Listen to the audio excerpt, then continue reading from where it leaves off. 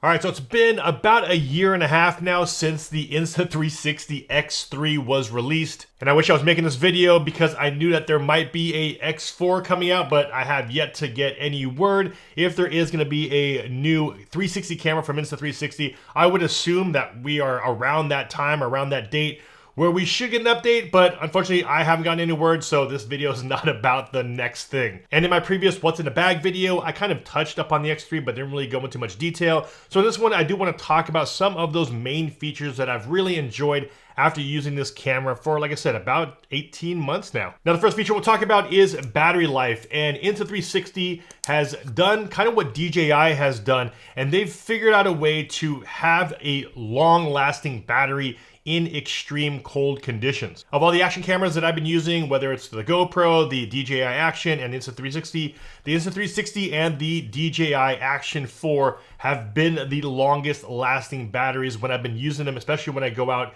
in the snow, when I go out there snowboarding, skiing with my kids. That is something you have to take in consideration, because when you're out there on the slopes, you don't want to have to worry about fiddling with your battery, swapping them in and out. That was something I didn't really have an issue with the battery on the X3. Now, of course, the best and most obvious reason on why you're gonna want a 360 camera is that all you have to do is throw your camera onto a long selfie stick just like this, stick it out and hit record, and you know you're gonna be recording everything in 360. And with everything being recorded, all you have to do in post-processing in their software, whether you use the phone app or the desktop app, is you just have to reframe your video to choose which direction, which angle you want to actually select out of that 360 footage. And that's the reason why I really like this when I'm out there snowboarding with my kids, is that all I have to do is just put it out towards them, and then later in post, I can take one angle that's pointed at them, export that angle out, then I could turn the camera around, point it at my other child, and then also export out another video that's pointed back at me. So out of one video, out of one take,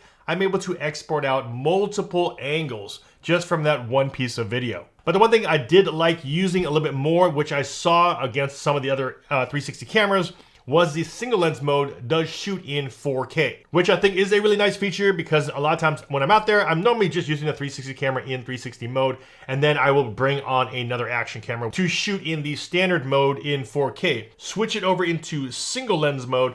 You can now choose which camera do you want to shoot with. Do you want to shoot with this one or this one?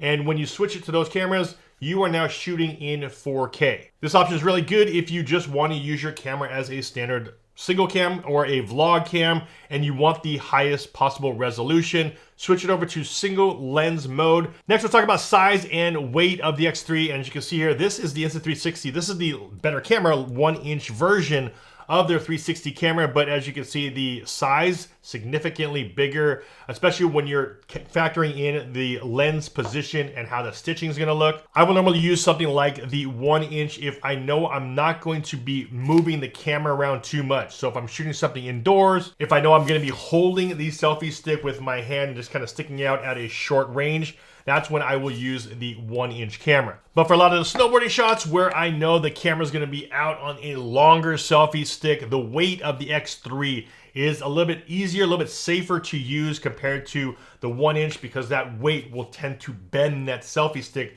a little bit more than this one right here. Now, I would assume that the next camera, whatever this will be called, the X4, hopefully they'll be somewhere in the middle of this one. A larger sensor on the 360 camera, but still keep that compact size of the X3. My next favorite feature of the X3 that I've really been enjoying a lot, and I think this is where Insta360 does have a good sizable advantage over some of the other 360 cameras on the market, and that is their app. The Insta360 Studio phone app, as well as their desktop app, is actually really easy to use, and one feature I really like on there is the AI deep tracking. I've been using the X3 a lot when I'm out there snowboarding, and if you want to track a subject, you would normally have to keyframe every single time your subject moves, and with deep tracking, it actually does that by itself through the software. And that's one of the downsides of 360 video in general, is that a lot of people don't take in consideration the post-processing is actually a lot more taxing as far as how much more work you have to do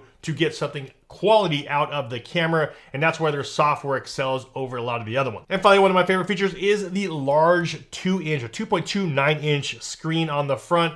Now, a lot of times when I'm out there shooting, I don't normally use the screen, of course, especially when you're out there on using it like this. You're not looking at the screen. However, a lot of times when you do shoot and you want to preview your footage to make sure you got the right shot or make sure that you were actually recording and you didn't clip anything, to be able to preview it on a larger screen like this compared to the X2, this screen works really, really well. While shooting 360 is such a nice feature, the one thing is when you actually export out your footage after you reframe it, you're exporting out at a lot lower of a resolution. You're not actually exporting out at 4K. So if they're able to bump up the actual export, that would be a really nice feature. And also, I don't know if it's gonna be possible, but is there a way for you to easily replace the external glass on the X3 cameras and 360 cameras in general? Would be nice if there is a glass that's just like this, but somehow removable in case you were to drop it or crack it. If you crack that glass or scratch it up, your camera is pretty much unusable as far as